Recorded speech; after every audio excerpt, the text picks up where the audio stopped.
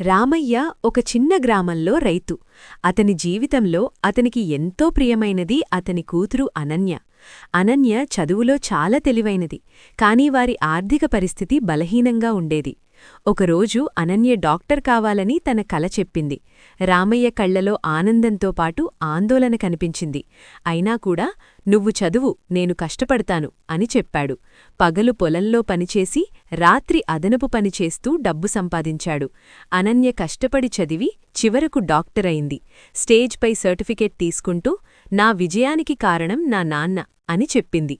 ఒక చిన్న గ్రామంలో రాహుల్ అనే బాలుడుండేవాడు. అతను చాలా చంచలంగా ఉండి చదువులపై ఆసక్తి చూపించేవాడు కాదు.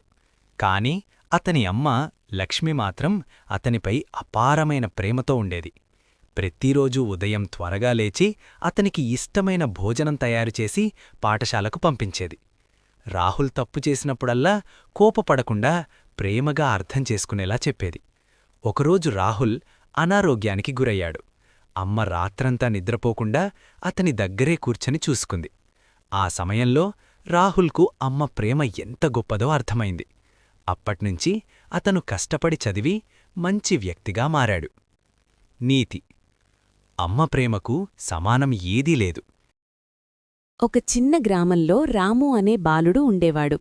అతనికి జాకీ అనే చిన్న కుక్క చాలా ఇష్టం. రాము పాఠశాలకు వెళ్లేటప్పుడు జాకీ అతని వెంట వచ్చేది. ఒకరోజు రాము అడవిలో తప్పిపోయాడు. అతను భయంతో ఏడవసాగాడు.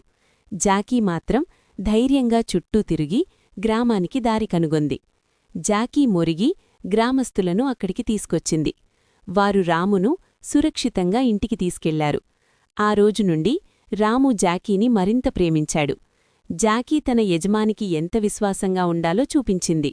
వారి స్నేహం గ్రామంలో అందరికీ ఆదర్శంగా మారింది. నీతి: నిజమైన స్నేహం మరియు విశ్వాసం ఎప్పుడూ మనలను కష్టాల నుండి రక్షిస్తాయి.